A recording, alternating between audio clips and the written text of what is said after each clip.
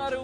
హోంమంత్రి అనితకు ముఖ్యమంత్రి చంద్రబాబు క్లాస్ స్పీకరా అంటే ఇప్పుడు అటువంటి చర్చే అవుననే చర్చ జోరందుకుంది.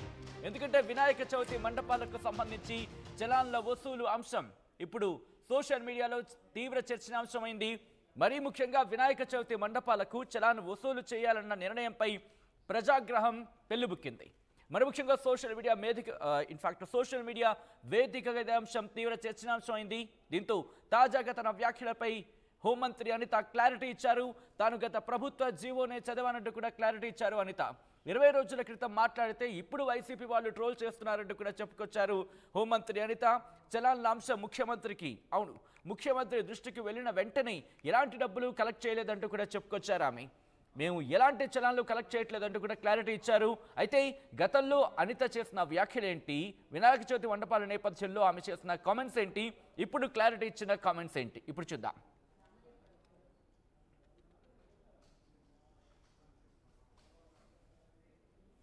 ఉంటుందండి. వాటికి కూడా ఏంటంటే మైక్ పర్మిషన్ ఒకవేళ కావాలనుకోండి, ఎన్ని రోజులు మైక్ పెడతారో చూసుకొని దానికి ఒక 100 రూపీస్. హైట్ని బట్టి height above 3 feet to 6 feet అనుకోండి, దానికి ఏంటంటే ఈకో ఫ్రెండ్లీ 350 రూపీస్. అలాంటివి మనకి హైట్ అబౌవ్ 6 feet అయితే 700 రూపీస్ పర్ డే. అలా ఒక ఫీజ్ స్ట్రక్చర్స్ ఉన్నాయి. ఆ చలనాలు కూడా మన దగ్గరలో ఈ సేవా కేంద్రాల్లో కట్టుకుని ఆ చలనాన్ని కూడా అప్లోడ్ చేసేసుకొని ఇమీడియట్గా వాళ్ళ ఎన్ఓసి తీసుకొచ్చుకోవచ్చు. రేపటి నుంచే ఇది లైమ్లైట్లోకి వచ్చేస్తుంది. రేపటి నుంచి వాళ్ళు ఆ నెంబర్కి కనుక డైల్ చేస్తే ఆటోమేటిక్గా వాట్సాప్లోకి వాళ్ళకి లింక్ వచ్చేస్తుంది. ఇది జియో 2022లో అంటే వైఎస్ఆర్సీపీ గవర్నమెంట్ లో ఉండేటప్పుడు ఈ జియో ఇష్యూ చేశారు. అయితే విషయం ఏమైందంటే కరెక్ట్ గా 15 days బ్యాక్ 20 days బ్యాక్ మాకు అన్ని కలిపి ఒకే పోర్టల్లో అంటే సింగిల్ విండో విధానం తీసుకొచ్చి ఆ సింగిల్ విండో విధానంలోని ఇప్పుడు మన electrical department permission, R&B permission, panchayati municipality permission, police permission, electricity permission, ఈ 5 పర్మిషన్స్ డెఫినెట్ గా మనకి వినాయక మండపం పెట్టాలంటే ఉండాలి. ఇంతకు ముందు ఏం చేసేవారంటే ఒక్కొక్కరు ఒక్కొక్క దగ్గరికి వెళ్ళి పర్మిషన్ తీసుకునేవారు. మేము అలా కాకుండా ఒక జాయింట్ ఇన్స్పెక్షన్ పెట్టి ఒక జాయింట్ సింగిల్ విండో విధానం పెట్టాం. అయితే ఆ రోజు ఏం చేశారంటే ఇదే జియోని నాకు డిపార్ట్మెంట్ వాళ్ళు తీసుకొచ్చి ఇచ్చారు.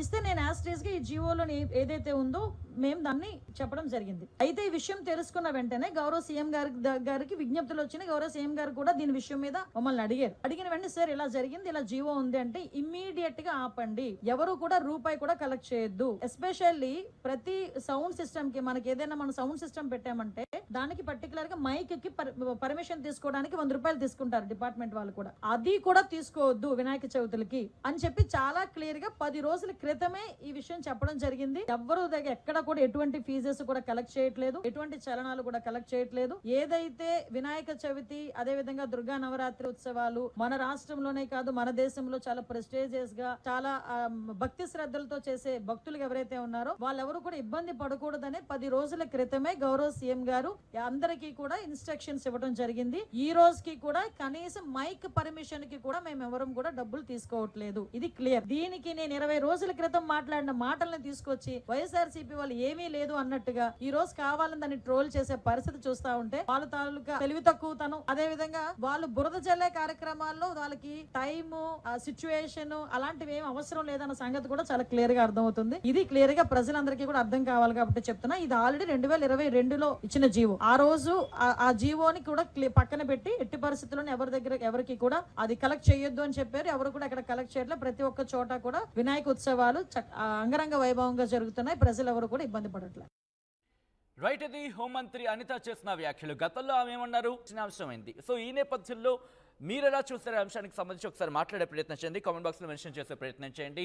ప్రస్తుతం ఇదే అంశానికి సంబంధించి అప్డేట్స్ తెలుసుకునే ప్రయత్నం చేద్దాం. మా ప్రతినిధి కృష్ణమోహన్ అప్డేట్స్ అందించేందుకు లైవ్లో జాయిన్ అవుతున్నారు. కృష్ణమోహన్, ఇన్ఫాక్ట్ సోషల్ మీడియా వేదికగానే కాదు మరీ ముఖ్యంగా సెలబ్రిటీలు కూడా రియాక్ట్ అవుతున్న సందర్భాన్ని మనం ఇక్కడ చూస్తున్నాం. ఇక్కడ మండపాలకు సంబంధించి అంతంత వసూలు చేయడం ఏంటి అంటూ కూడా ఇది వచ్చిన తర్వాత అంటే ఈ ఎత్తున అంటే ప్రజాగ్రహం ఈ ఎత్తున పెళ్లిబుక్కిన తర్వాత రియాక్షన్ వచ్చిందా, లేకపోతే హోంమంత్రి అనిత అన్నట్టుగా 10 రోజుల క్రితమే ఈ అంశం డిస్కషన్కి వచ్చిందా? ఒకవేళ ఇక్కడ వస్తే కనుక ఎందుకు ఇంత లేట్గా బయటకు వచ్చిందనే అంశానికి సంబంధించి ఎటువంటి చర్చ జరుగుతోంది ప్రభుత్వంలో? డెఫినెట్ గా వ్యవహారంలో మాత్రం నిన్న హోమ్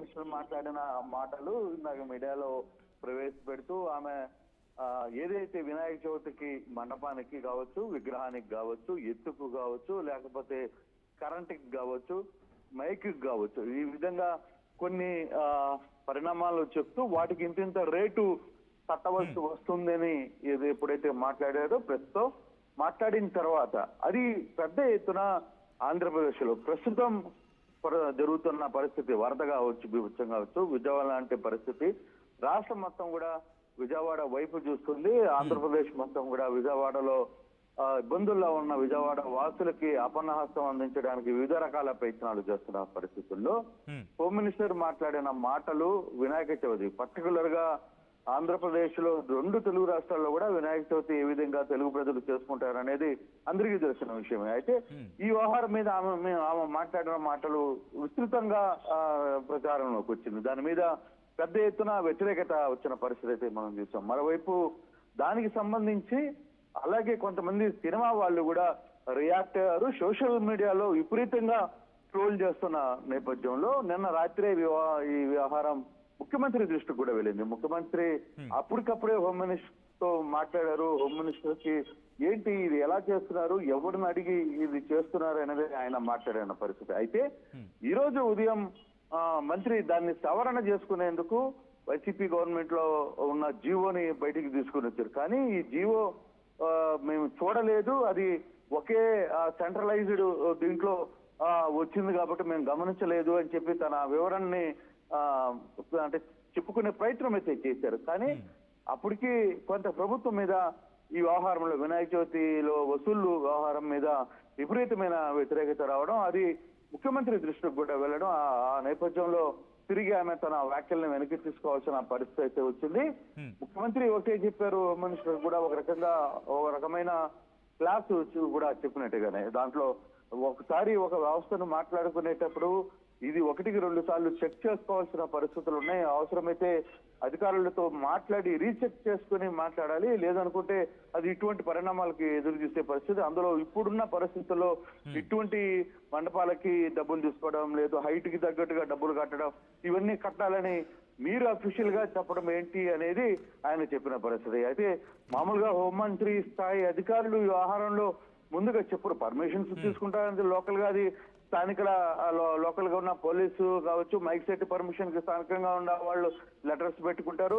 దానికి సంబంధించి ఒక వెబ్సైట్ ఉంది, దాంట్లో కూడా అప్లై చాలా మంది అప్లై చేసుకునే ఈవెన్ ఎప్పుడు లేని విధంగా ఈసారి అపార్ట్మెంట్లలో పెట్టుకునే చిన్న విగ్రహాలకు కూడా పర్మిషన్స్ కి పెట్టుకోవాల్సిన పరిస్థితి వచ్చింది. ఆ విధంగా పెట్టుకున్నారు. కానీ వాస్తవంగా అయితే 2022లో ఒక జీవో వచ్చింది అనేది వాస్తవం. కానీ ఆ జీవో ఎక్కడ అమలైన పరిస్థితి లేదు అనేది చాలా మంది చెప్తారు. ఎప్పుడు కూడా జీవో ఎవరో పెట్టారు కానీ దాని దగ్గరగా ఏ రోజు కూడా ఎప్పుడు ఈ విగ్రహాల కోసం మేము అటువంటి ప్రయత్నం చేయలేదు అనేది చెప్తున్నాం. కానీ ఈసారి మంత్రి స్వయంగా దాని మీద బయటికి చెప్పడం, అధికారులు కొంత అత్యుత్సాహంతో మంత్రికి డేటాని ఇవ్వడం, మంత్రి దాన్ని చూసుకోకుండానే క్రాస్ చెక్ చేయకుండానే దాని మీద ప్రెస్ మీట్ పెట్టడం. సో దాంతో కొంత వ్యవహారం మీద ముఖ్యమంత్రి సీఎం కార్యాలయం కావచ్చు, ముఖ్యమంత్రి ఇమీడియట్ గా రియాక్ట్ అవడం, దాంతో మళ్ళీ హోమ్ మినిస్టరే అనితానే మళ్ళీ ప్రెస్ మీట్ పెట్టి వ్యవహారం మీద కొంత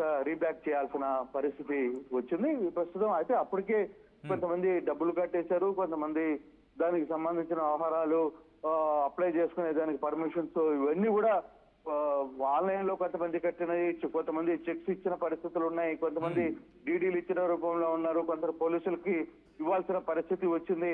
సో ఇవన్నీ కూడా కొంత డ్యామేజ్ అయితే జరిగిందనేది ప్రభుత్వం కూడా ఆలోచిస్తుంది. మరి ఇప్పుడు దీనికి పర్మిషన్స్ కోసం ముందుగా ఎవరైతే చెల్లించారో వాళ్ళకి డబ్బులు తిరిగి వెనక్కి ఇస్తారా, లేకపోతే ఆ చెక్స్ మళ్ళీ వాళ్ళకే మరి డబ్బు రూపంలో కట్టినా లేకపోతే ఇంకో రూపంలో కట్టినా ఆ డబ్బులు తిరిగి వెనక్కి ఇస్తారా లేదా అనేది చూడాల్సిన పరిస్థితి ఉంది సచిన్. రైట్ కృష్ణమోహన్, మొత్తంగా అయితే మాత్రం వినాయక చవితి మండపాలకు సంబంధించి చలాన్లు వసూలు చేయాలనే నిర్ణయం మీద ఆగ్రహం పెళ్లిబుక్కింది. మరి ముఖ్యంగా సోషల్ మీడియా వేదికగా తీవ్ర చర్చనీయాంశమైంది. ఈ నేపథ్యంలో హోంమంత్రి అనిత దీని మీద క్లారిటీ ఇచ్చారు. తాజాగా తన వ్యాఖ్యలపై క్లారిటీ ఇచ్చారు అనిత. తాను గత ప్రభుత్వ జీవోనే చదివన్నట్టు కూడా చెప్పుకొచ్చారు ఆమె. 20 రోజుల క్రితం మాట్లాడితే ఇప్పుడు వైసీపీ వాళ్ళు ట్రోల్ చేస్తున్నారన్నారు ఆమె. చలాన్ల అంశం ముఖ్యమంత్రి దృష్టికి వెళ్ళింది వెంటనే ఎలాంటి డబ్బులు కలెక్ట్ చేయొద్దంటూ కూడా ఆదేశించారన్నారు అనిత. తాము ఎలాంటి చలాన్లు కలెక్ట్ చేయట్లేదంటూ కూడా క్లారిటీ ఇచ్చారు.